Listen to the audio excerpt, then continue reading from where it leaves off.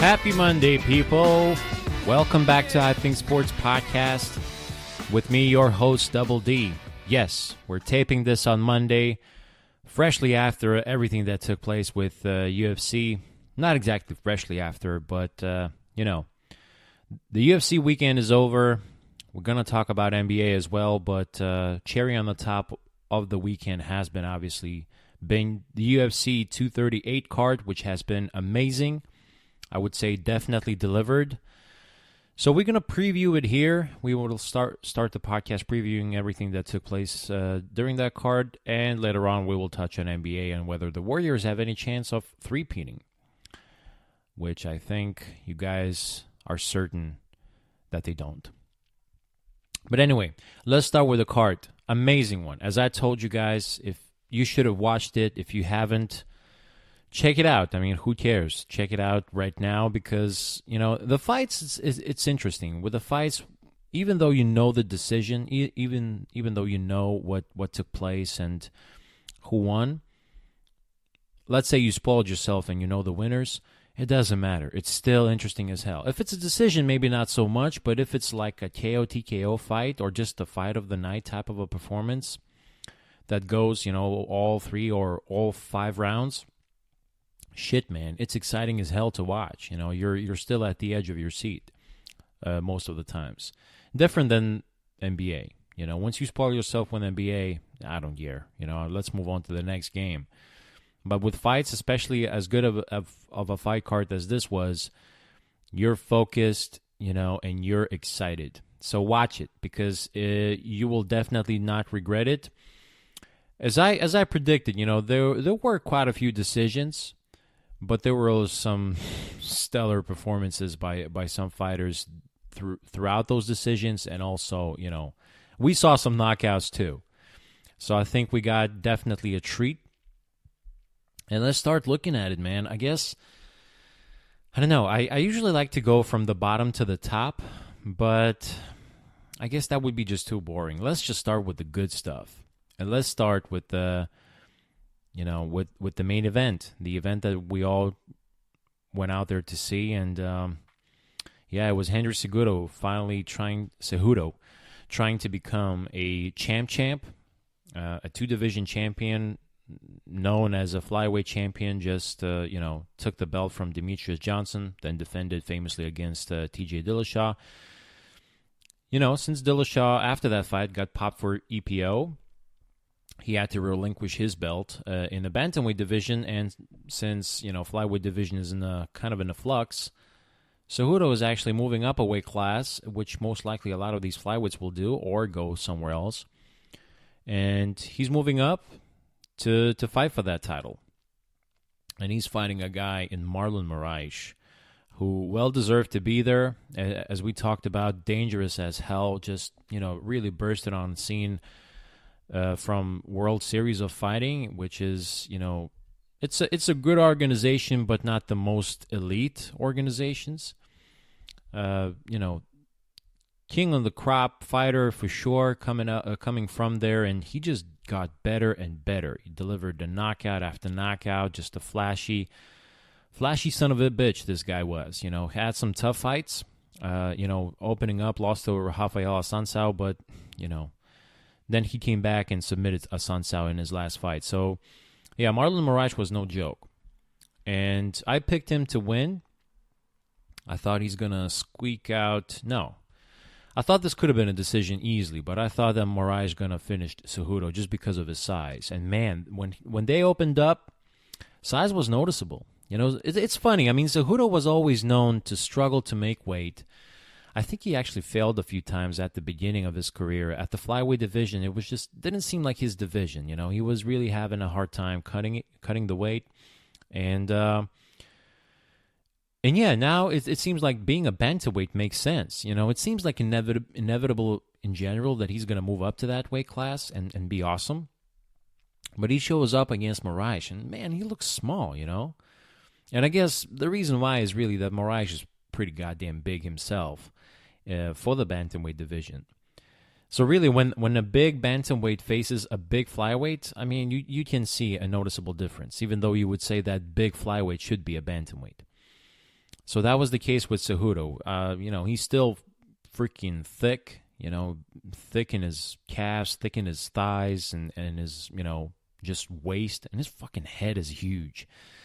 So he looks big, definitely belongs in the bantamweight division, but Moraes looks bigger.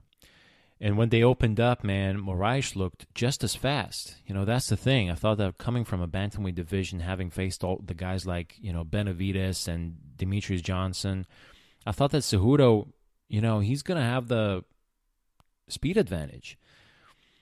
And he did not. I mean, Moraes was just as fast, and his hands were even faster. I don't know, man. His hand speed is phenomenal. Cejudo really wings a lot, and he does that very fast. But that's not as, straight punches. And Moraes was winging too, but not, he was throwing hooks, but not winging hooks from the waist. So Cejudo was fast, but Moraes looked just as fast, if not faster, at least with his hands. And then he looked even more powerful than Cejudo.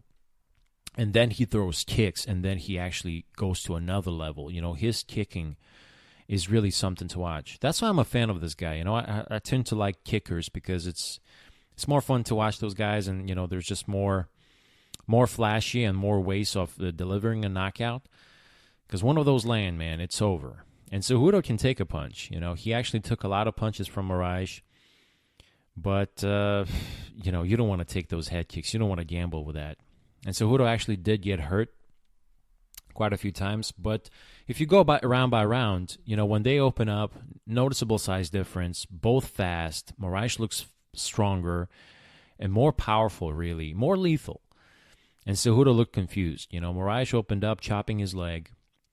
Just like he said, he said that if Cejudo opens up with that karate stance, he's going to fuck him up, with the low kicks. And yeah, that was noticeable right from the beginning. His shin, Cejudo's shin, right shin, I would think, started turning black real fast. I mean, in the second round, it was black. So, yeah, I mean, it seemed like Cejudo was a bit shell-shocked. He did not have the answer from Moraes because, he was delivering kicks right from the start. He was looking very powerful, and then he was looking just as fast. When they started exchanging, when finally Cejudo got pissed off, Moraes was in there and doing exactly the same thing that Cejudo was, so it was just a matter of who gets what. And, Moraes looked more technical, very calm, very loose, seemed like he belonged there. Cejudo looked puzzled. He had quite a puzzle in front of him, and, it was noticeable in his eyes. It was frustrating to watch, him not being able to dominate at all. Usually he opens up very aggressive and he's able to score, but in this one, he wasn't able to do anything. Moraes was just outscoring him and delivering noticeable damage right from the start. So I felt bad for Cejudo. I got to say, I was rooting for Moraes, but I felt bad for the guy. But then in the second round, he opens up, and obviously, he needs to make adjustments. He needs to be more aggressive, so he tries to be that way. And finally, at the end of the round, I mean, still, it was all about Moraes. He was, beating the shit out of him. But finally, towards the end, Cejudo finally picked it up and started hurting Moraes. And Moraes was actually staying a lot in front of Cejudo, not moving that well anymore. He slowed down. He slowed down quite noticeably, and that's always been the thought in my mind. I mean, you look at both dudes, they're fucking jacked. But Cejudo doesn't cut that much weight now. He can make bantamweight pretty easy. Moraes, I watched him at the weigh-ins. He looked sucked out. This dude is, using every fat cell, every water cell, essentially, to get rid of, to make that weight and finally get back on it, because he looks really sucked out, man. He looks dry as hell. It takes all the effort in the world for him to make this weight. So then you wonder, how much effective he's going to be, how much recovered he's going to be from this coming into the fight, only 24 hours after. There's just no way that you can be awesome at cardio, after such a brutal weight cut. And he's also very jacked. It's not like he has a lot fat cells. This guy is pretty lean. He's lean and he's jacked. He looks like he's just sculpted right from the marble. So, And again, he's got big, thick muscles. So the guy's big, He's big for the weight class. He's big in general. He's thick. He's muscular. That requires a lot of oxygen, and usually these guys, their hearts are pumping way too much compared to the others. Like compare him with Dominic Cruz, who has, he has like abs, but he doesn't have like thick muscle or anything like that. I don't think he has pecs even. But that's the thing, he can go consistently 25 minutes, 35 minutes. He doesn't give a shit. He goes like a machine out there and delivers the pace and the technique and just throws shit at you. Moraes is not that way. He's a finisher. He's lethal. He's got a lot of explosiveness. But that, in 25-minute fight, can cost you. And shit, man, that was noticeable already in the second round. Like, Conor McGregor type of stuff. And we're talking about bantamweights. That's just not a good sign. So Cejudo really exposed Moraes at the end of the second round. But the thing is, he got really hurt in the second round right at the bell. Moraes just clinged him, I think, with the left hook. And Cejudo, you can see, his eyes are just, he's giving you this blank stare where he's pretty much out of it. So the round was over. Moraes is like, okay, the round is over. Cejudo, it seems like he doesn't even know that the round is over, but he's got the ref hugging him, so he kind of understands. Yeah, that was a bad one, and finally Cejudo got hurt. Because before, he just, his leg got hurt for sure, but everything else, Cejudo is still, he's got that chin, that big head really holds well for him. So you really cannot bank on anyone, punch him and expect him to be wobbly. But that was the time he was a bit wobbled. However, that was right at the buzzer, so we didn't get to see the continuation of that. And then we go in the third round. So Cejudo finally got some success. He's feeling good about himself, kind of exposed Moraes. It seems like Moraes has cardio issues. And yeah, man, it was frustrating to watch Moraes in the third round.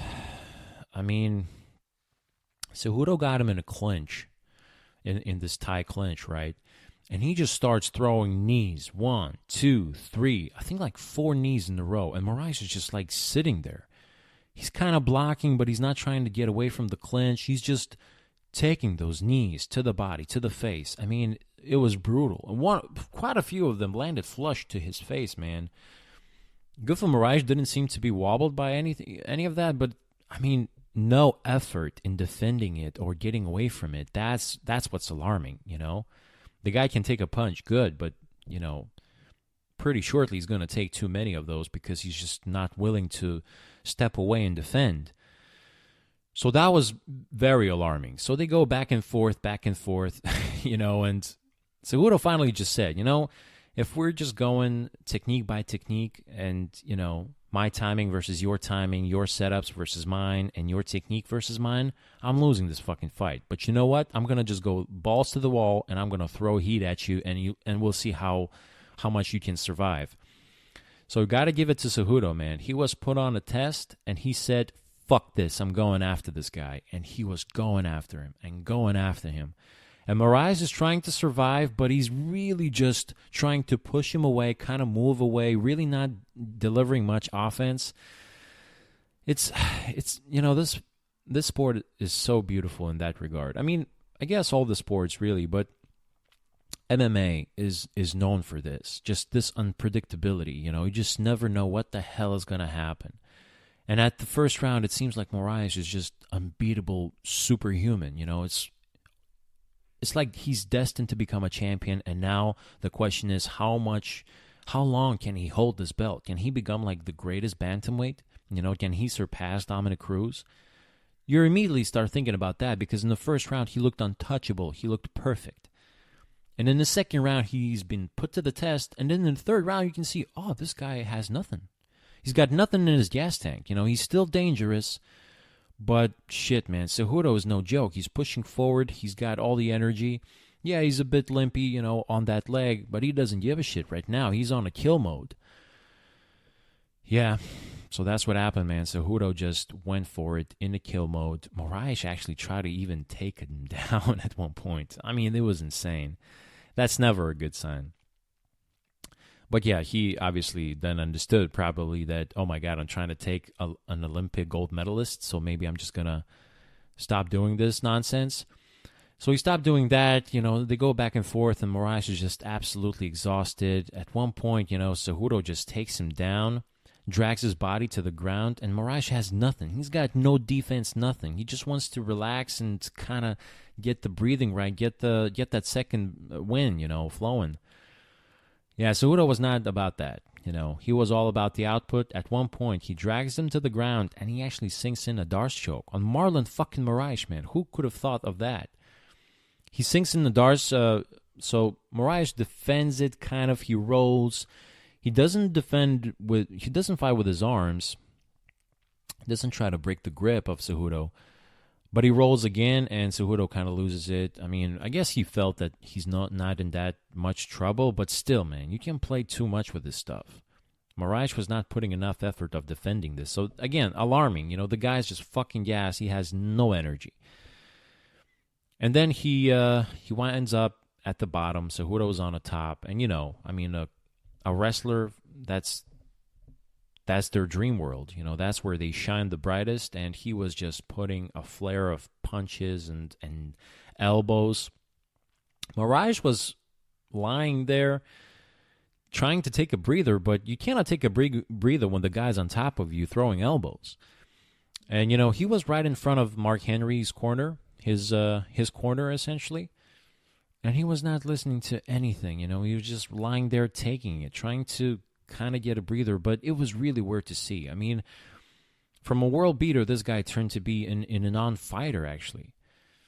He was so just apathetic, And then he tries to catch Cejudo with an armbar, but he has no energy to finish it or really threaten Cejudo with it. It didn't seem like it was deep anyway, but, Moraes couldn't even hold on to it and try to make it deep or whatever. So, yeah, after that, you can see Moraes has nothing, so he's going to lay here at the bottom, and Cejudo just finds an opening and throws down elbows, throws down punches, and it seems like at one point, holy shit, it's about to get stopped, and then Cejudo actually recognizes that, yeah, this will get stopped, We're towards the end of a third round, but if I throw a flare of punches, maybe we can get this done right now. And he does exactly that. Punches, elbows, nonstop pressure. Marlon defends. Still, punches penetrate. He kind of defends, he kind of not. He's almost about to turtle up. Mark Goddard, I think, was the ref. Saw enough. Stops the fight. 11 seconds left into the third round. That's it. Henry Cejudo is officially a champ.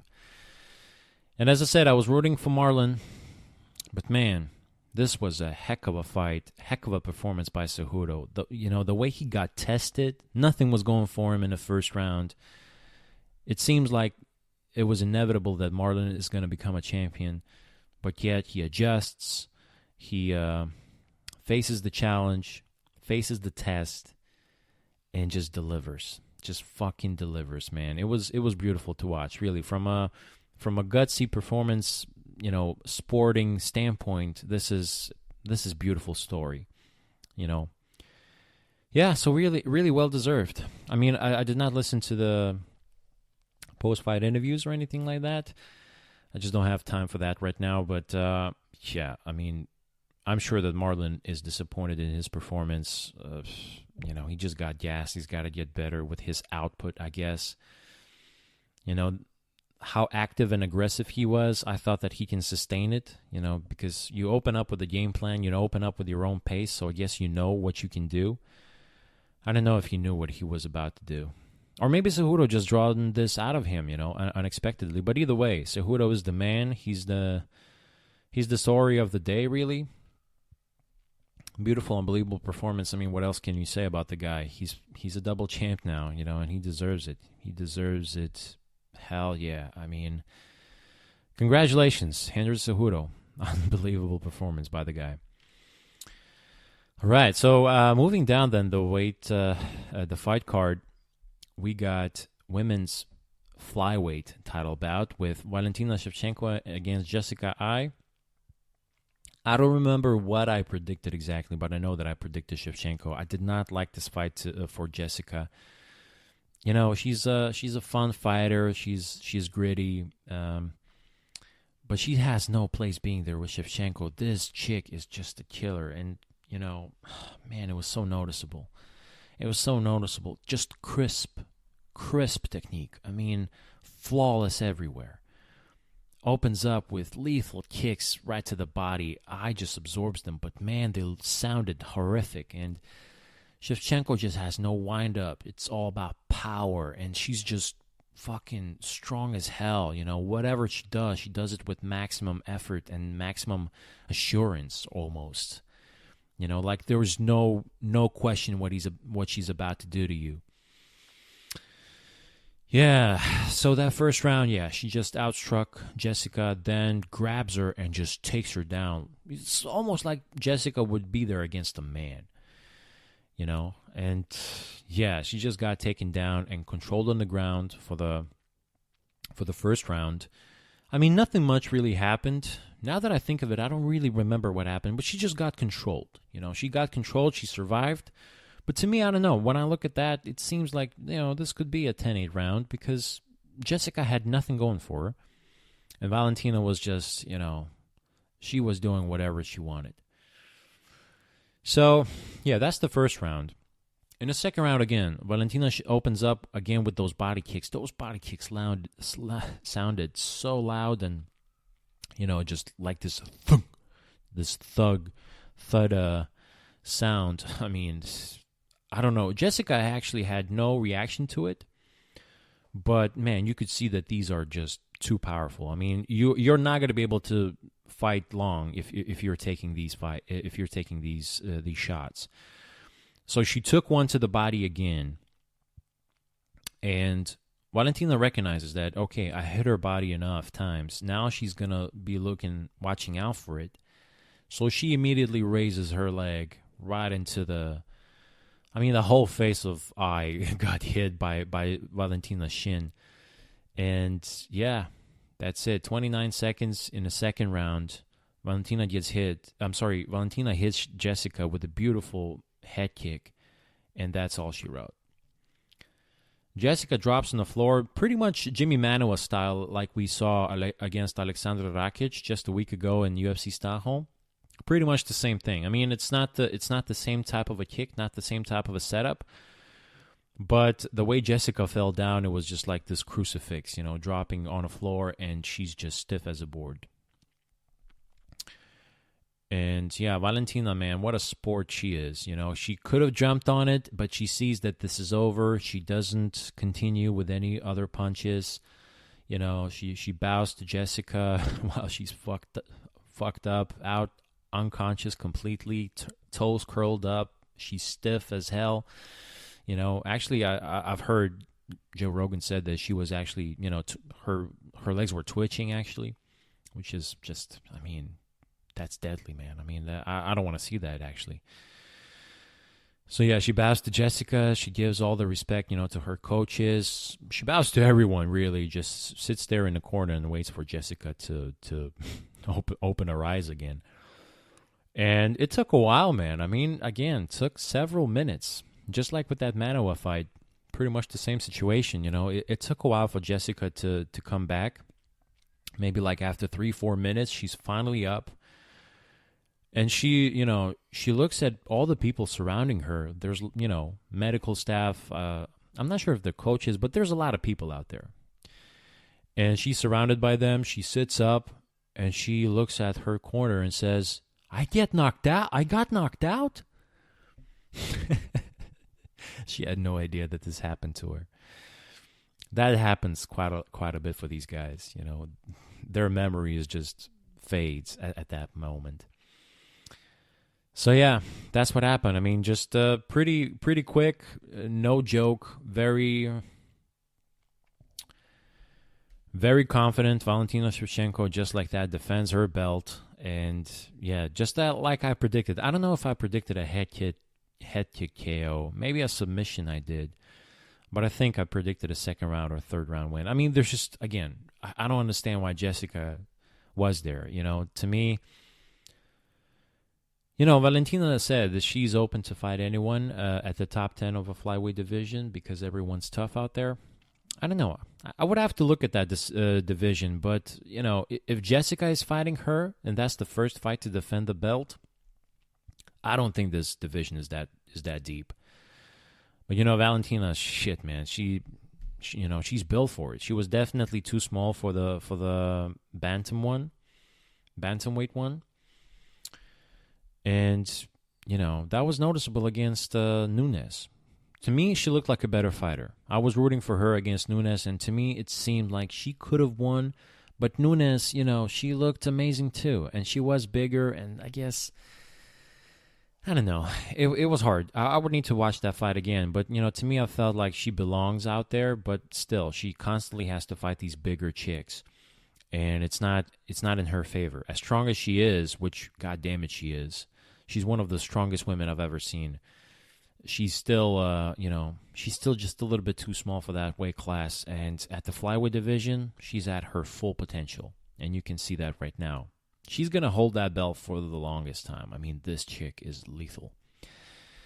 Yeah, props to Shevchenko. Cannot wait to see what's next for her. I mean, I would like a fast turnaround because she completely dominated this fight. I don't think she would bother to, have a quick turnaround. Although she's got so many hobbies with going to the shooting range and hunting and all that stuff, maybe she's too busy.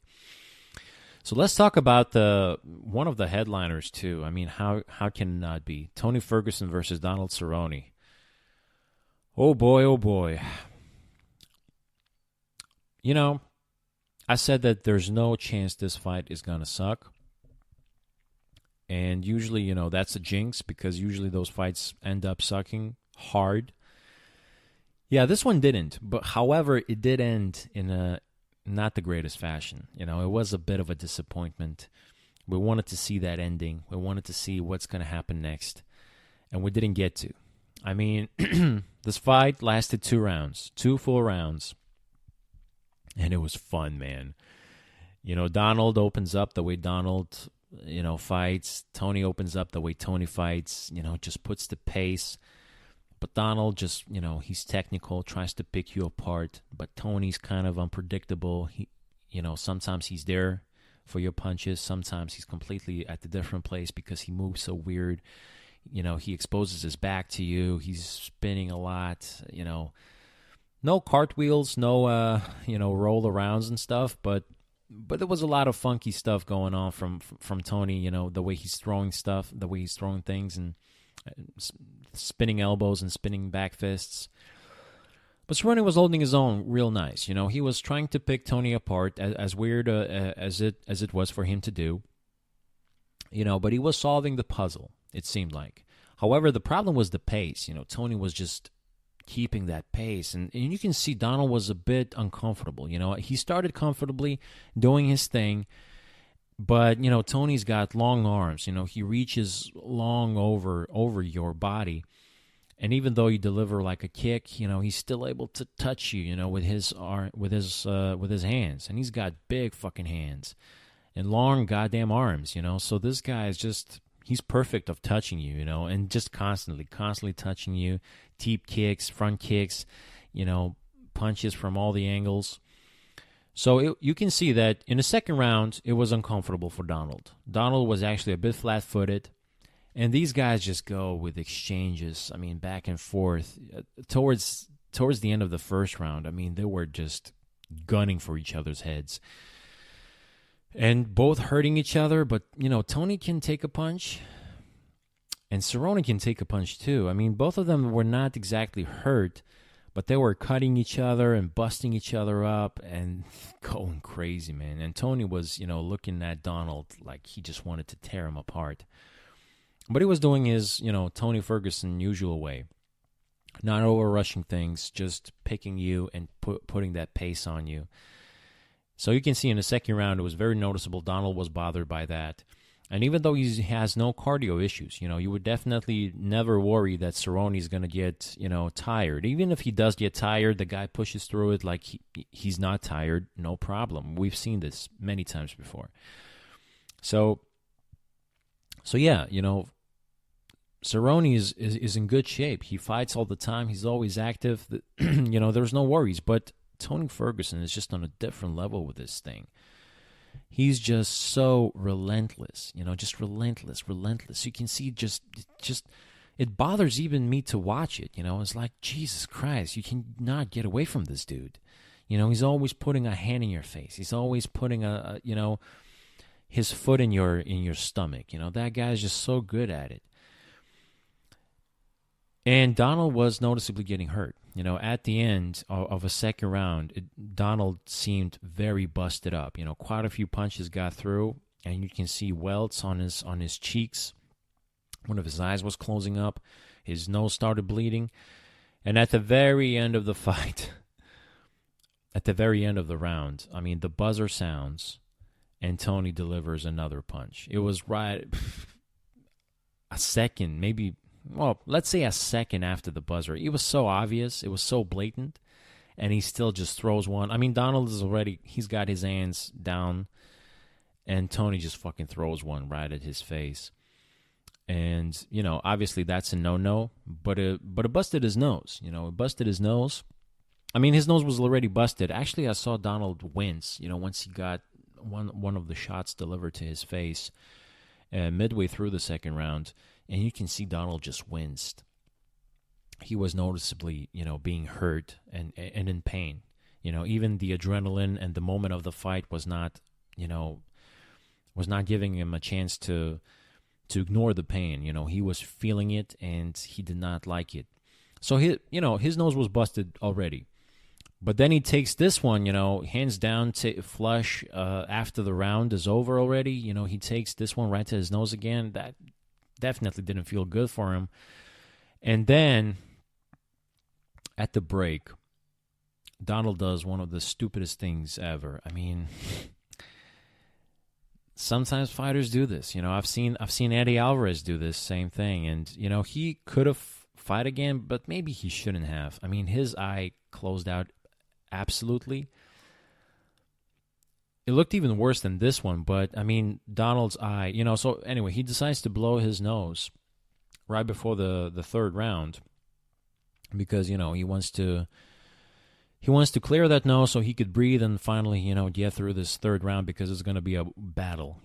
Tony's going to test him and probably he's going to even push even a bigger pace, a higher pace. So he decides to do the stupid thing that you're not supposed to do. His nose is bloody. There's no snots out there. They're just a bunch of blood, so you cannot really do anything with it. You're supposed to breathe through your mouth, which, makes you susceptible to knockouts more, but you cannot blow your nose because of this, what he did. He blew his nose, and, the nose doesn't get blown. There's just a bunch of air that gets stuck behind the blood, and that air just pushes right into, pushes up. And it pushed right into his nose, right into his eye, the one that actually got busted, and his eye immediately completely closes. And you can see Donald being bothered by it. He touches it. He actually presses on it. That was horrific to watch. He presses it. He tries to twirl it or do something with it. I don't know. He said he wanted to explain that he was trying to, take the air out of his eye, which is, what the fuck, man? How can you do that? I don't think that's possible that it's simply. But I don't know. I'm not a fighter, I had my nose broken once, but I knew that, don't blow your fucking nose because blood will go right up to your. It's not about even the air. It's all about the blood. I guess it's a combination of both. But I knew that, I was breathing through my mouth and spitting blood until it got fixed, And even then you cannot really breathe through your nose. So you just got to suck it up, But he decides to blow it anyway, and fuck, it blows up. It blows up and it bothers him immediately. His eye completely shut out. There was just absolutely no chance that he was seeing anything from it. It was just as good as closed. So, of course, they bring doctors in, and it's noticeable. It's noticeable that this will be over. The doctors come in, and, they already know that this is over. Donald tries to convince them that, yeah, I'm good to fight.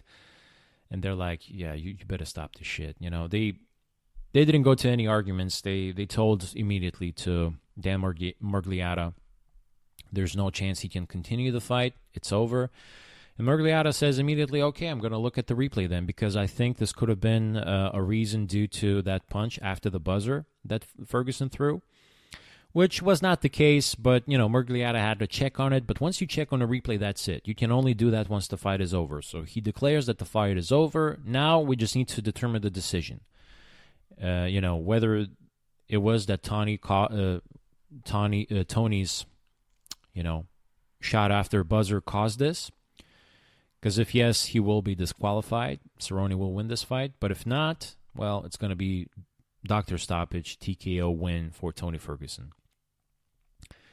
So yeah, they look at the replay, which is noticeable that he did not punch him in the eye. He punched him in the nose. Cerrone then blows his nose, and which he was not supposed to do. And there you go. So Tony Ferguson wins this one, and it was disappointing. I mean, you can see the fans were disappointed. Somebody threw some ice or some shit, at the at the back of the commentators.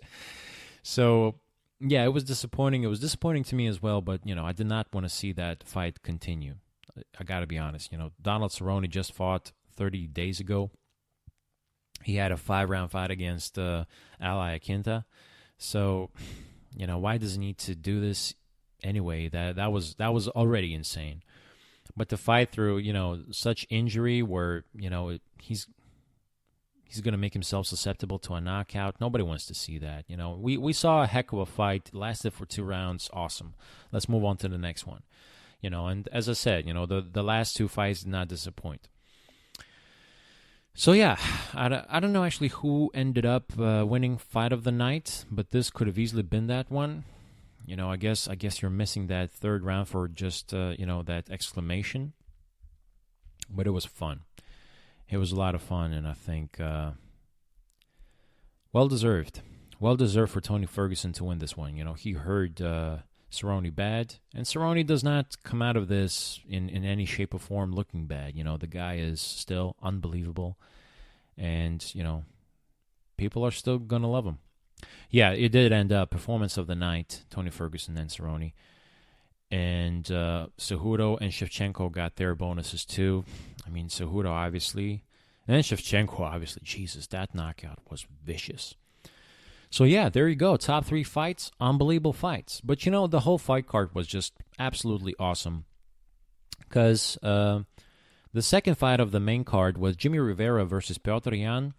And I was riding high on Petr Yan. I don't remember if I picked a decision. I said there's going to be a lot of decisions, but maybe I did not pick this one to go to 5 rounds. Maybe I did. Fuck. Maybe I did, yeah. And yeah, Petr Yan delivered exactly what you could have hoped for him. Gotta say, man, Jimmy Rivera looked awesome in this fight. He opened up nice, man. Really sucks seeing him losing this way, because he looked awesome. Very ready, motivated, prepared. And he did everything right in this fight. He did everything right. He was so unpredictable. He was diversifying his attacks. You guys know how much I love saying this thing, diversifying your attacks. Because, I mean, it's the truth. You got to stay unpredictable. You cannot be just, one-dimensional. That stuff gets very predictable very easy. So, he just recently lost to Aljamain Sterling, so obviously, he needs to get back to that winning column. He recently lost to Marlon Moraes as well, so he's kind of on a losing streak. Although, wait, no, let me just check.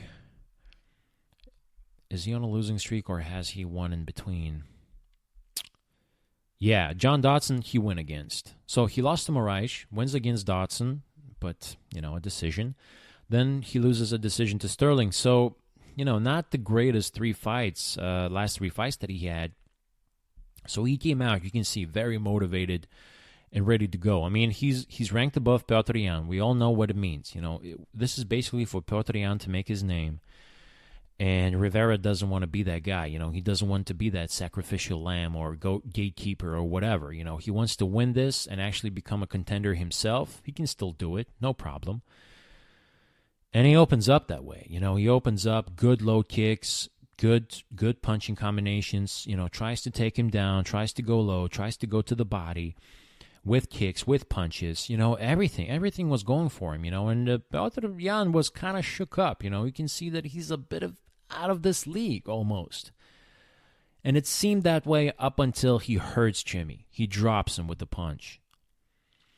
And then, Jimmy gets wobbled, Petr Yan gets onto him, and all of a sudden, Yan is the guy who's winning the round.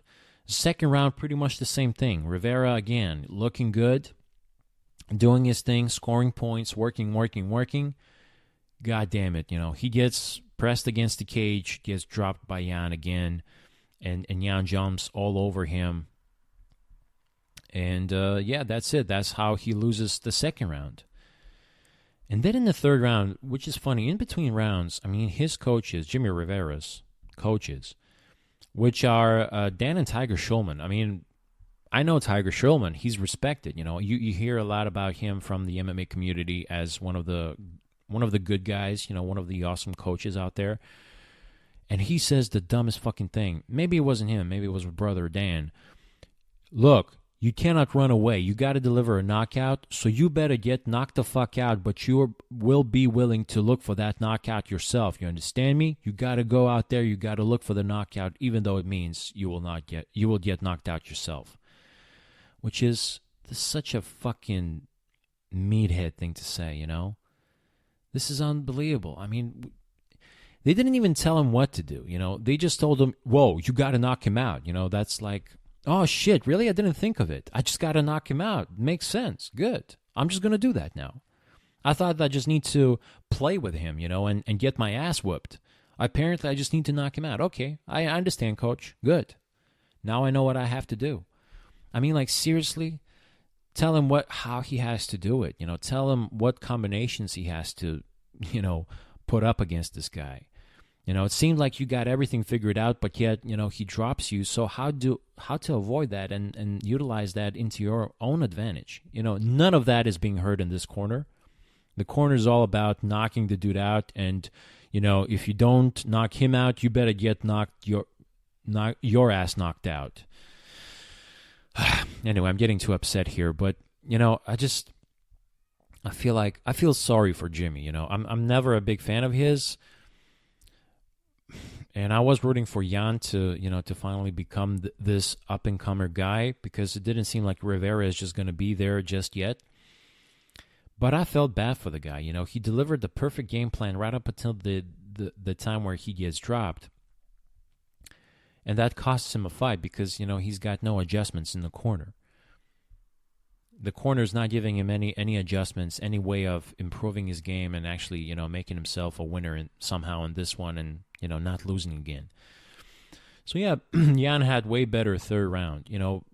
Rivera was still gunning for it, really. He was trying to do much damage. And he was looking brave out there, but Yan just outstruck him then.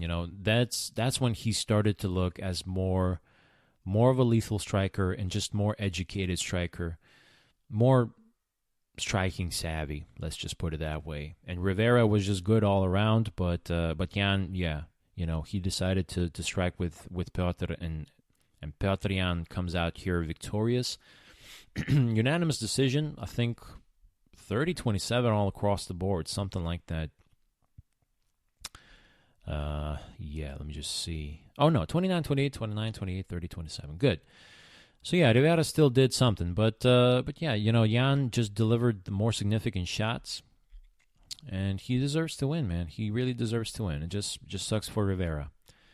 But that's how it is when two top 10 guys face each other, One of them is going to have to drop significantly, and the other one is going to make a name for himself. So, good fight. A decision win, but a good one, a good decision. And that leaves us with the first fight that opened up this fight card, opened up the main card. Tai Tuivasa against Blagoy Ivanov. Well, I don't know. That's the way I felt that this fight is gonna go. Tuivasa was a bit wild. Shit, man, he was fast actually. He was really fast. But Blagoy just found ways of catching Tuivasa and dropping him, actually. and that was just him seeing where the punches are coming from, understanding where he stands, understanding the situation well, just reading the motions well, and did his part. I mean, that's what Blagoy does. He's good at this stuff. And Tuivasa looked awesome. He's also a good striker. But to me, he's just a bit more wild than Blagoy is, and Blagoy, I would say, is a bit more technical. He's got a good straight punch, straight right, and he can throw a straight left too. And I think he dropped him with the hook, with the right hook. Shit, man, all these fights are a blur just a little bit to me now. But anyway, it was just a good fight. I mean, it's a decision win, so what can you say? It was wild. Tuivasa tried to make it just a little bit wilder than usual for Blagoy. Blagoy never is looking for the wild fight. He's pretty calm, collected, picks his shots well, knows, as I said, he's got great awareness. He knows where he is. He doesn't need to overexert himself. And, he kept himself comfortable out there striking in his own range. So that is a second win in a row for Blagoy. Noticeably, he beat Ben Rothwell just recently. So, Blagoy is putting up some heat. Even though, again, not the most exciting decision, but it's a good fight. It was fun to watch. And you always think that Tuivasa can just, bring something out of his hat and just deliver either a lethal combination or just a punch out of nowhere, maybe a flying knee, something like that. This guy can deliver something. But, it didn't materialize, but it's still a good fight and a good win for Blagoy. So, as I said, real quick, I just want to look through the prelims as well because the prelims are worth mentioning too. As I told you guys, good goddamn fight. Good goddamn fight. So, let's start actually from the bottom because that's the most notable one. At the featherweight division, we open up the prelims with Ricardo Lamas fighting Calvin. I always say Qatar. It's actually Calvin Kattar. So Lamas is no joke. I don't know if I made predictions in this one, but Kattar is no joke either. And he showed that. He is, man, what a great boxer this guy is. And Lamas, he just knows how to do everything, and he knows how to do everything well. But, against good boxers, against powerful punchers, he finds himself to get hit. And that gets him into trouble. And Kattar, at the end of the first round, gets a beautiful 1-2 combination. Just, Kelvin Gastelum kind of a style. They're super fast, man. And he just, Lamas kind of exposed himself, puts his hands just a little bit down, a little bit further from his face, and, kind of stretched out. And Kattar just delivers one with the left and backs it up with the right. And Lamas drops down on the floor, tries to survive, but Kattar is just relentless. He punches him. There's just no chance for Lamas to recover, and Kattar got this one. Knockout, technical knockout, call it how you want it. The guy finished Ricardo Lamas in the first round. That's a huge, huge statement. That puts a huge feather in Kattar's cap. I mean, now he's ready to face. He's ready to face the elite of the featherweight division for sure. Because actually, Ricardo Lamas is elite. Maybe just losing his step just a little bit. It's not like his star is shining the brightest at this moment. And he's kind of, looking at his at the sunset of his career. But still, Lamas, you can see he still does everything well. So finishing Lamas like that, it's a big deal. Kelvin Kattar just put himself on a map now for sure. So the second fight was Karolina Kowalkiewicz against Alexa Grasso. Well, as I said, with Karolina, it's always wild. It's always unpredictable. And Grasso is like that too. She's very wild. But more than anything, she's just good. She's technical. And Karolina is not exactly like that. She wants to make everything more dirty than it needs to be. And yeah, she's paying price with a lot of damage, man, to the face, to the body, just to the brain. It's a bit, I don't know. Lately, it seems like Carolina is always in these fights like that, and it's really uneasy to see that, to witness that, because her future doesn't look bright, man. It doesn't look bright. She doesn't have exact technical capabilities of facing somebody like Grasso. And yeah, Grasso just beat the shit out of her, just like that. Grasso is no joke. She's very technical, but she's got that Mexican gene out there, and that makes her a technical but a wild fighter as well. She can be like that. She reminds me of Gilbert Melendez for some reason. Who also can be like that. He can be technical, but he can go wild if he wants to. So yeah, Grasso is not shying away from anything. She's got some nice record, 11-2. She just recently lost to Tatiana Suarez, who also fought in this card. And we will talk about her in a minute. But anyway, for Kowalkiewicz, I would like her to see her stop doing this. Because technically, it doesn't seem like she's going to learn much. It doesn't seem like she's going to get any better, unless she would hook up with Joanna Jędrzejczyk maybe. If she would get some lessons from her and train with her, maybe she could get technically more savvy. But she's all about that dirty boxing. She's all about making it just a slugfest. And she pays the price every single fight, and it seems like it's exponential. She pays the price more and more with every single fight now.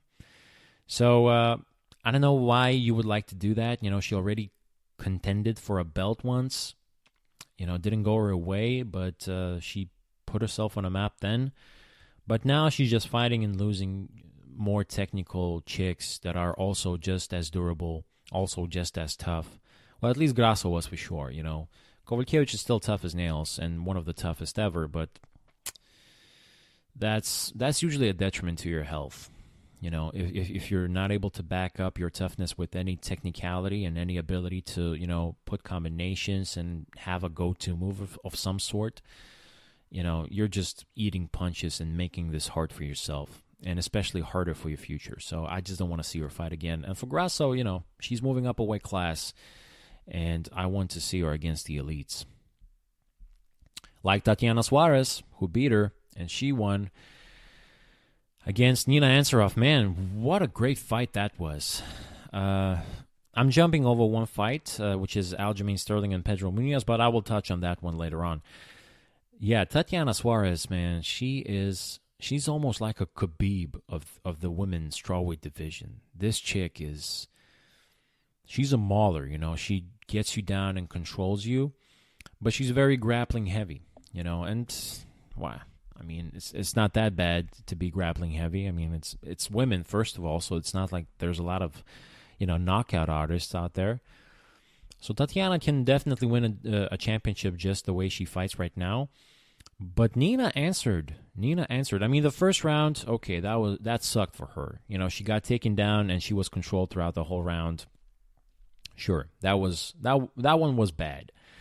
Then in the second round, we finally get to see some exchanges. Nina is trying to hold her own. Tatiana still is able to take her down, but, she's not able to control her that much anymore. Takes her down again, but she's not even able to take her down that easy. So, Nina finally survives. And in the third round, Tatiana just, she doesn't even want to strike. She doesn't want to do anything. She just wants to hold you and try to take you down. It seemed like a Hail Mary for her. And Nina was holding her own. She was defending nice.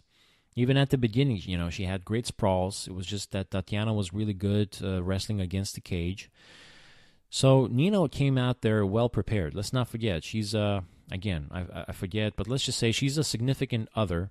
She's one of the greatest women fighters that we've ever seen, Amanda Nunes. So she is training with Amanda all the time, and you can see she's prepared. She's part of that elite camp in Coconut Creek, Florida, American top team. So shit, I'm still impressed by Ansarov. She had quite a winning streak, I think 4-fight winning streak. And in this one, it seemed like she's getting her ass beat, but then with every single round, she was just adjusting just a little bit better, making herself more comfortable. And in the third round, she looked like, she didn't win, obviously. She didn't win that round, I don't think. Although, wait, no. All the judges handed to her, yeah. All the judges gave her that round. So here you go, Rila Ansarov surprised me, and in the end, she actually hurt Tatiana. She had some nice punching combination, then boom, out of nowhere, she opens up with a kick and, kind of hit Tatiana in the head, semi in the head. And Tatiana did not want a piece of that, She did not want a part of that type of an exchange in striking department, and she was lucky that the fight ended. I would be interested to see, let's say, if this fight lasted for 5 rounds, because maybe Nina found out something that we have not yet seen from Tatiana, being vulnerable like that. So yeah, she loses a unanimous decision, but 29-28 all across the board, really no shame in there. Tatiana still deserves to win, but Nina really showed a lot of toughness mentally, physically, and still, I still see bright future in front of her because of those qualities. All right, so the last fight on the prelims was Aljamain Sterling against Pedro Munoz. Oof. A ton of title contender implications. Just like with Jimmy Rivera and Petr Yan. And we just crowned the new champ in Henry Cejudo. So I guess, Marlon Moraes is somewhat out of the mix just for now. Especially the way he performed, towards the end of the fight. So, Aljamain Sterling against Pedro Munoz, 2 guys who are very high ranked. I mean, above them is only, like Dominic Cruz or something. I'm going to open up the rankings as I speak here real quick. But yeah, I mean, Aljamain Sterling is a heck of a fighter. He's a heck of a fighter. He's definitely improving. He could have improved better by now, I would say, but, he's out there. He's like a mini John Jones. He's looking very unpredictable, tries to incorporate a lot of kicks and his long reach. He's got a long reach. He's actually, he said that black people problems, he's got those, I wouldn't call them chicken legs, but he's got maybe he said thin-ass legs, something like that. So yeah, he's got that issue just like John Jones too. But he's got that reach, and he's very unpredictable. He's an awesome grappler. He's not afraid to go down to the ground with you. So that's why, he opens up real nice with his striking. He's not afraid to strike and kick with you because, he's comfortable on the ground. And that's what he did against Pedro Munoz. Munoz, what can you say about the guy? He just finished Cody Garbrandt, just basically solely on his toughness. So he was just as tough in this fight. He was surviving the onslaught of Sterling. He was actually hurting Sterling badly, hurting those calves of his. It seemed like Sterling couldn't even walk at one point. And yeah, actually, when they were standing in front of waiting for the judge's decision, he was limping badly, So he was already feeling it. I'm sure this guy cannot walk right now. But still, that doesn't take away, his beautiful performance. He's definitely looking more diverse, more unpredictable than usual.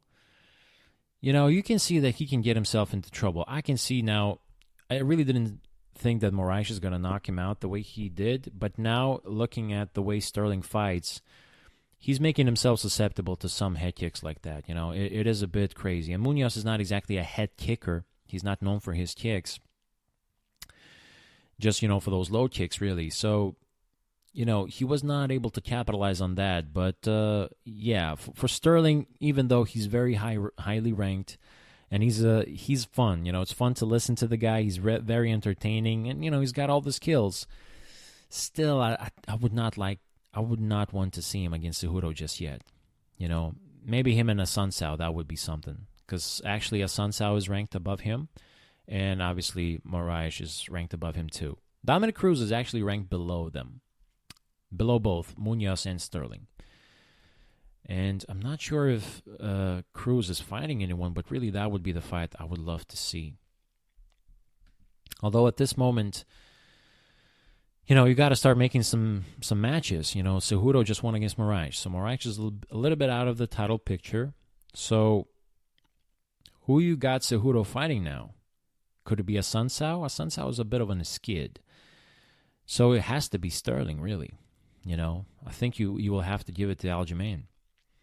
And Cruz, for example, he could fight somebody like Munoz. He could fight maybe somebody like Moraes. Or he could fight somebody like Petr Yan. Because Petr Yan, he's now going to get a big one. And it could be Munoz. It could be a Sunsao as well. Maybe Moraes, But I would love to see him against Cruz too. Really, I would like to see Cruz against Cejudo, but I wonder if they will give it to him, based on the layoffs and everything that he's been. In his rankings, he's number 5. But, that wouldn't be too crazy. We're talking about the greatest bantamweight ever in Dominic Cruz, So maybe that would be the fight. And Aljo could fight a Sunsao then, yeah. Let me just take a look if he hasn't fought him already. But yeah, kudos to Aljamain. Kudos to all the winners, really. Heck of a fight night. As I told you guys, watch this shit. It's awesome. You will be entertained. You will mark my words. Shit, yeah. Aljamain did fight a Sunsao, but that was a split decision. That's the thing. A Sunsao never delivers, He's capable of delivering fun fights, and he's got all the skills in the world to be a dominator, but usually, opponents do not have great fights against him. And that's a testimony to him, but he doesn't have, that exact mauling performance himself either. So, it just becomes a stalemate decision of some sort, which is, doesn't really imprint in your brain, when you think of a Sunsao and his matchups. So yeah, I guess, it's a tough job now for the matchmakers to do. To me, it seems like Aljamain could be fighting for the title based on his rankings, but it seems to me that it's just too early for him just yet. But anyway, who the hell knows? Let's just see those guys getting paired up. One thing I know for sure, exciting fights are ahead of all these guys who have won. There's just no other way around it. All right, guys, so that would be UFC 238 preview. As I said, just watch it and enjoy it. You will not regret it. Mark my words. So, yeah, let's just take a look at what's ahead. Well, at least from UFC standpoint, there's nothing next week. 2 weeks from now, we're going to get to see, Renato Moicano versus Korean Zombie. That's in the United States. Okay. South Carolina? Jesus. Okay, so this is fun. Zombie is amazing. Moicano, he's been at the top of the division for quite some time. Hell yeah. I'm always for a Zombie fight. That guy is just nuts. But yeah, this is not happening this weekend. It's going to take place next weekend. So yeah, we're going to have a little bit of a breather from at least UFC world. I will take a look what's up with Bellator and other organizations. Maybe there's something interesting there, but not today. We're not going to talk about today. Now, actually, guys, I'm going to grab a sip of water, and I will come back real quick. We're going to preview what's happening, review and preview what's taking place at the NBA Finals, because they're not over, although they might be real quick. So just a little break. Stay tuned. All right, guys, so we're back from the break, and we need to talk about the NBA Finals. What we saw and what's about to happen. As I said, I'm taping this on Monday. So after you hear this, the NBA Finals Game 5 is going to take place real quick. Monday evening. So, yeah, it's a Game 5, and usually you think, Game 5 is just, it's a pivotal game. Could be a series-deciding game, but it's not the end of the series. And this one might as well can be, because of what the Raptors did in Game 4. To me, as a Warriors fan, this is frustrating to see. Not maybe frustrating, just disappointing. Disappointing that we didn't get to see the Warriors at the peak of their powers. But, we still see greatness, and that greatness is coming from the one of Kawhi Leonard. I mean, Kawhi Leonard, what he's been doing has been unbelievable. To do what he did in Game 4, it's just remarkable. Remarkable. If you guys still, quite a few days have passed since Game 4, but, if you guys forgot, they really struggled to make shots in the first half, the Raptors did. And the Warriors seemed like, the Warriors have a great defense. Yeah, not really the case. The Raptors still got all the shots that they wanted. And I think if this series is over tomorrow, this is what you will remember, that the Warriors just could not defend anything that the Raptors were throwing. To me, I got to say, it seemed alarming to the Raptor fans that in Game 2, they could have held them to such a drought. I mean, for 5.5 minutes, they were held with 0 points in the third quarter. Not being able to score in the 5.5 minutes, or 5 minutes, whatever. Absolutely unbelievable. And I thought this is a red flag for the Warriors, because this is a red flag for the Raptors, because Warriors know that they can do this now. They will now know that they can do this to the Raptors if they really want to. They can keep them dry and then make a run of their own, But if they disciplined on the defense, if they come back, if they do their work, if they set things up and, hustle, help each other, just do all the high-quality defensive stuff, they can do this to them. And that will be just a devastating gut punch in every single game. If you can do that in any game, that's usually the game. That's the significant part. You scored and you kept them not scoring at all. And I thought we will get to see that, but we never did again. We never did again never got to see that awesome defense from the Warriors anymore because it's just not there, I guess, Game 3, obviously, we didn't get to see that because, Klay Thompson is not playing, and Kevon Looney is not playing, who's good defensively, Kevon Looney can hold his own against anybody. I have all the trust in the world in this guy. I'm always raving about his abilities, but really you have to give a lot of props to the guy. He came out there as a nobody. He did not give you a lot of promises as a solid player. Jordan Bell gave me more promises last year than Kevon Looney did 2 years before. But now he's turning out to be this mature player that you can trust, and he can hold his own against any. He's not going to lock down anyone defensively. I don't think so, but he can hold his own. You can have him switched on Kyle Lowry and be okay with it. He's that type of a player. Or even on Kawhi, and be okay with it. Okay, maybe Kawhi is going to shoot over him, but he's not going to be able to penetrate through, because Looney is a strong motherfucker. So I get it. Game 3, the struggles and everything, injuries and all that. All right, they were supposed to lose that game, even though Steph went bonkers. But, it was just very impactless, 47 points from him because, it still didn't matter. Still all about the Raptors. They kind of kept him close, but, didn't matter. Okay, so Game 4, Klay Thompson comes back now, right? And shit, Kevon Looney comes back? All of a sudden, I'm feeling super confident that the Warriors are going to take this. And this was their day. This was their chance. And Kawhi Leonard said, no. And again, it seemed like pretty much the same game as Game 3. In Game 3, I mean, it's nothing new. You probably heard this already. But in Game 3, Danny Green goes 6 out of 10 from 3. In Game 4, he goes 1 out of 7 from 3. But really, those 7 shots were pretty much the same shots that he got in Game 3. He was just not making them this time around. Kyle Lowry, pretty much the same thing. He was a bit wide open. Marc Gasol was just a bit wide open. Siakam, a little bit wide open.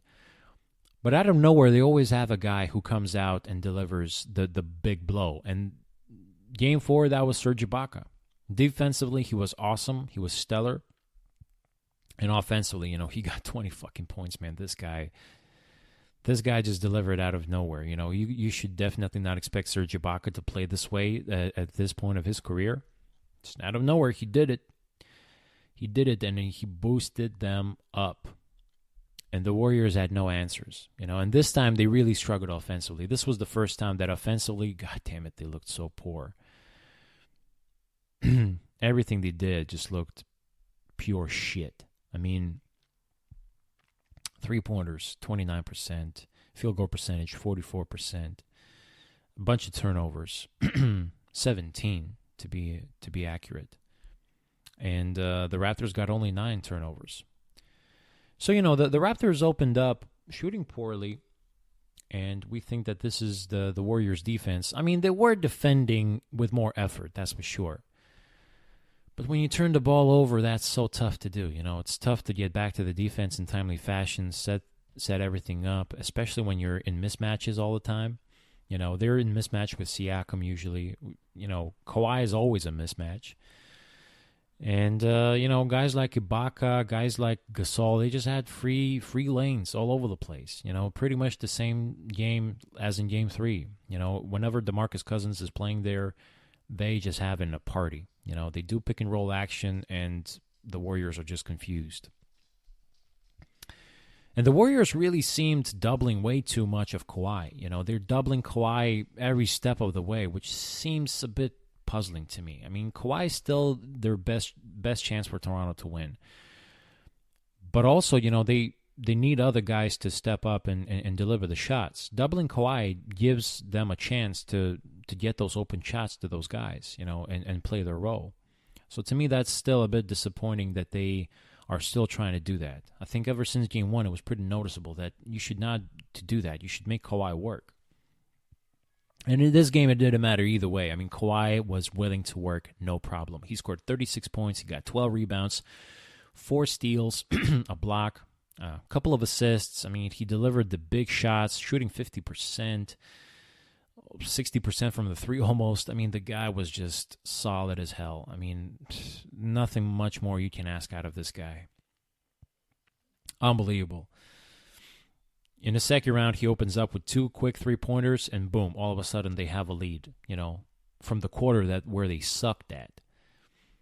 They sucked it from the half, I should say. In the first 2 quarters, they really didn't play that well, but the Warriors pissed a lot of chances away. They did not make a lot of shots themselves, but yet, Clay was delivering the goods, and still, the turnovers kept them away from controlling the game in a bigger fashion. So in the third quarter, all they needed to do is for Kawhi, all the Raptors needed to do is just let Kawhi get a couple of shots, and they'll be good. And that's what happened. They took over the control.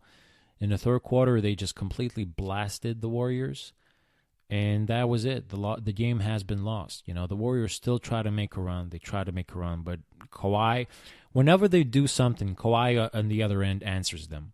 Whenever they do something again, all of a sudden Ibaka answers them. The Raptors just always have an answer, and the Warriors don't. Not always, anyway. So it's frustrating, and then you wonder about Klay Thompson. If he had not missed that Game 3, maybe this would have looked different. Maybe they won that Game 3. Now they lose this one, no matter. So it doesn't matter that much. They're still coming back to Oracle, so they'll get ready for Game 7. It's all good. Yeah, now it seems like it's over, And me as a fan, I'm still biased. I'm still believing in the Warriors. But, come on, guys. You know what's up. You know what's about to happen, right? The Raptors are about to win this thing. Although, a report has come out that KD was cleared to practice, and I guess he did. And now he's listed as questionable for Game 5. But I don't know. I'm not...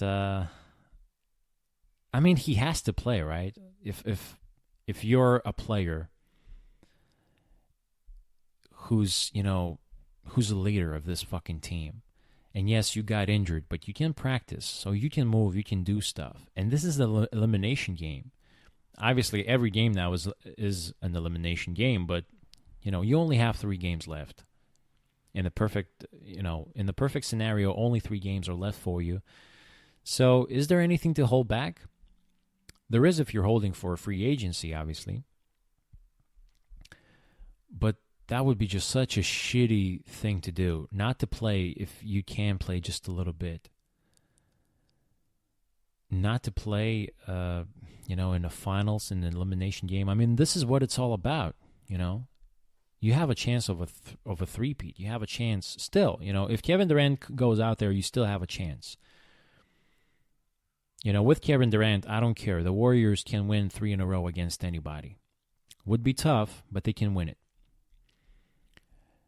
And obviously still, I mean, it's not even sure. You're not even sure how great he's going to show up, what type of an impact he can, deliver to the team.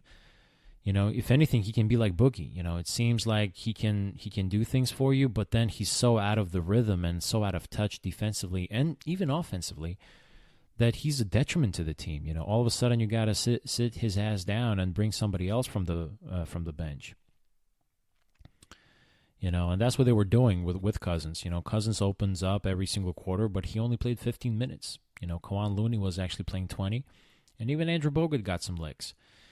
So, Kevin Durant might be the same type of an impact out there, but, it just gives more space for Steph to operate, I guess. So, even with Durant being hobbled or whatever, not 100%, he's still a shooter that you have to watch out for. So it's not going to be Iguodala now checking shots. I mean, so many times in this series, you can see, like, the Warriors do the usual thing. They pass. They move the ball around until they find somebody open. But the problem is, they usually find either Draymond Green or Andre Iguodala open. And everyone else, the Raptors defended on nicely. And that's doubling Steph. I mean, again, I'm trying to give an excuse, for the Warriors that they're doubling Kawhi and then they're giving a chance for everyone else to shine. Shit, man, the Raptors are doubling Steph, but yet somehow they find themselves an ability to, stay in front of everyone else. It's just frustrating, To me as a fan, I'm really looking at this, and I cannot recognize the Warriors. They've been known for their defense, although they were fucking around with it quite a lot in the past couple of years. But still, even last year, they were still able to defend.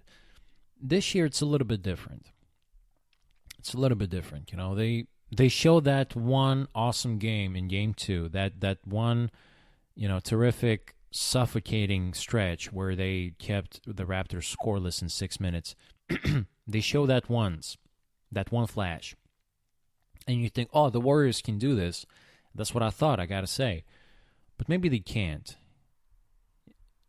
Maybe they're just so depleted. And again, it all falls into a lot of things.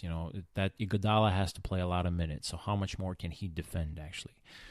And it's not like, they have a ton of great defenders besides, I mean, Curry, he's all right defender. I trust him to be there. But, if you bring McKinney from there, McKinney's a good rebounder, but I don't think he's a good defender. Bogut is a good defender under the basket, but you don't want to have him switched on anyone besides Gasol. And, Livingston is not exactly a defender. Quinn Cook is actually a shitty defender. That team is a bit of it in a limbo. Yeah.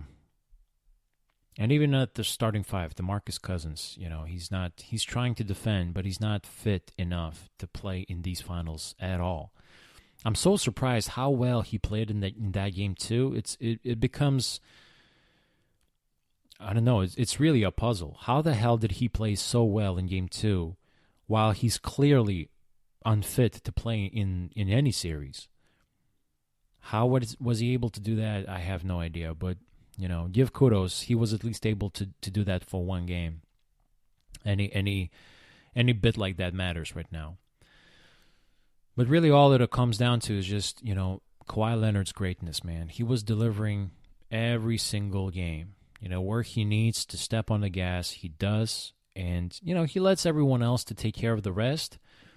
But those finishing touches or that initiation of a run or just when we need a bucket, Kawhi, can you do that? he just takes over, no problem. In every single game of the series, he was able to do that at some point, besides, that stretch in game 2. So at the end, I guess that's what it all comes down to. Kawhi Leonard he's going to solidify himself as the best player in the world right now. With this win, that's exactly what he's going to do. And I guess that's not fair to Kevin Durant because he's not playing and not able to defend himself. And even if he's playing right now, I mean, you cannot expect Kevin Durant to be, to pick up exactly where he left off. Because where he left off, he was the greatest player in the world. The best, not the greatest. I mean, the best player in the world, it was Kevin Durant. It was pretty noticeable, and it was pretty obvious. At the Clippers series, at the Houston series, the guy was just on another level right now. But he got injured, so now he's not going to be that same way. And a lot of stuff happened ever since he got injured. The Warriors got through their own journey, sort of, and the Raptors, especially Kawhi, delivered that big shot against Philly. Then he faced Giannis one-on-one, won that challenge. They knocked off that team incredibly, being hobbled, by the way. And now he's out here just putting on work. And he seems better, health-wise, it seems to be better and better. He's moving crispier. He's got a better lift from his legs. And you can see immediately his shot is turning to be better as well. So, man, if Kawhi pulls this shit off, I cannot imagine what type of a fame he's about to face. He's still not going to be just as famous because he doesn't have that personality per se, but he's going to be the best player in the world. We will crown them that gladly.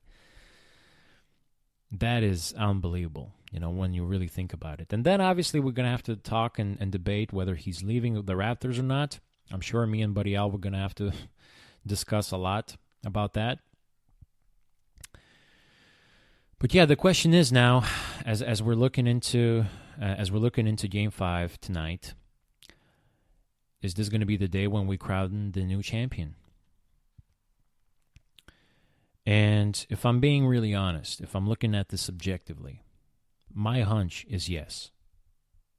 If I'm looking at this objectively, not a Warriors fan, just watching the game, I would say yeah, the Raptors are closing this deal. I think that Kawhi is not going to let this slip away. I think guys like Ibaka and Green, who have been there and done that, they will put their imprint on the game.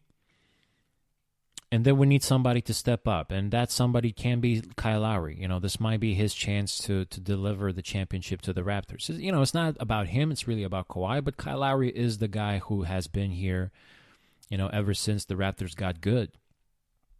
So it might be his time to shine and just put some sort of an imprint, just give 20 points, 4 charges, and 10 assists. Do something like that, just put that impact. Because he was, again, he's not having a good series, man. He's having a pretty shitty series. The only game he had that was good was Game 3. And this one, again, he fouled out in Game 2. Game 1, he was still sucked. He was on the verge of fouling out. And Game 3, finally, he was perfect, almost. And in this one, well, he got 7 assists, but only 10 points, 3 of 12 shooting, no three-pointers, 0 from 4. Just a shitty-ass game, I got to say. So maybe he's due for another big one in Toronto. But yeah, well, if KD comes out, then the question is, does it change anything? And do the Warriors have a chance? Really cannot predict anything. I think we have to wait and see. First of all, it's not even certain if he's going to play. He's listed as questionable, which means, well, my hunch is that he's going to play. I mean, you absolutely have to. If you don't, I don't know what the fuck you're doing. To me, then it's obvious he's walking away from the Warriors. I'm thinking that he's walking away from the Warriors anyway, but it's almost like he's quitting on the Warriors before they're done. And you're you're so close of three-peat. As a fan, I still give the Warriors a chance. As I said, if KD comes back, I believe that they can win Game 5 somehow, some way, just because there's another shooter And to me, the Warriors are okay in scoring. The problem is their defense, to me. It always has been, Shooting was very desperate in Game 3, and, the scoring was abysmal in this game, Game 4. But to me, it's all about their defense. They still have to get home defensively and be disciplined and just be less careless with the basketball, man. 17 turnovers again at home. Man, that's shitty. But, the Warriors are very capable of winning on the road. They have done that many times before. So I'm predicting. I don't know what I'm predicting. God damn it, I'm all over the place. I gotta say, I'm really torn as a fan and just looking at this objectively. If you look at this objectively, you gotta say the Raptors are gonna be the champs in this game right here, right now. Game 5, season's over. The Raptors are the champs. Kawhi Leonard is the Finals MVP. Kawhi Leonard is the best player in the world, and the Warriors have some soul searching to do. They can definitely come back becoming champions next year, but there's going to be some adjustments. A fan in me says, we get KD back. Even without KD, we can win this game. I can see them winning 3 games in a row, no problem. But if we get KD back, we take this somehow, some way, we bring it back to Oakland, no problem. We're winning there for sure. Last game in Oakland? Now this would be for sure the last game in Oakland. We're winning this shit. And then Game 7, knowing that the Raptors are dealing with some jitters, and the way they're dealing with the jitters, it's all about Kawhi. Just let Kawhi do whatever he wants to do. And, let's just have the old-fashioned showdown between him and KD, because this would be now a 3rd game that KD is playing. So in that case, he can be way more fit, way more ready to go, and, not be 100%, but just deliver the impact to the game. I can see the Warriors winning this, man. I can definitely see the Warriors winning in 7. However, is that realistic? Seriously, Warriors fans, do you really think that's realistic? It's probable, but I don't think it's going to happen. So I guess that's my prediction, that the next time we speak, guys, we will have an NBA champion determined. I really hope that doesn't happen. But that's the reality of sports, The dynasties, no matter how strong they are, they always end. And the super teams get knocked off. It's not the first time that has happened. The Raptors have a lot of associations with the 2004 Pistons, the team that I talked about in my first 3 podcasts. Was that my first, very, very first episode? Probably it was. I talked about the Lakers getting knocked out by somebody like the Pistons, just out of nowhere. So, yeah, super teams get knocked out too. So anyway, guys, I'm actually a little bit depressed now. That more and more I'm thinking about this. I'm a little bit depressed, but we'll be all right. It's still going to be fun no matter what. It's still highest class NBA basketball. Although I got to say, it didn't seem that way. It didn't seem the highest class basketball. I don't know. Game 3 was weird. Game 4 was weird. Game 2 was weird. And Game 1 was weird, Game 4 was just really the one that wasn't weird for the Raptors, I guess, because they really controlled it. It was awesome for them. And Game 3 for the Raptors was good too, But for the Warriors fans, all these games are kind of, what the hell's going on, right? So yeah, maybe they will play better in Game 5, and we'll get to see a Game 6. I would love to see that, of course, and talk about this more, dissect it just a little bit more. But for now, it's over, guys. The preview is over. Thank you very much for listening. Actually, if you have any questions or suggestions or your feelings about the finals or UFC, just write an email to me at podcast.its@gmail.com. Podcast.its for iThinkSports at gmail.com. So yeah, write me a question. I will gladly answer this on the show. And let's just make it more interactive, I would say. All right. So yeah. Anyway, thank you guys for listening. As always, rate me on iTunes. Leave a comment on Facebook or on Instagram. That's always appreciated. Shout out to UK, shout out to Spain, Finland, the most active countries listening to us besides Lithuania. Yeah, shout out to everyone who's a sports fan and want to listen for another sports fan break down all of this shit. So, thanks again for listening, guys. Enjoy the sports, and until the next time.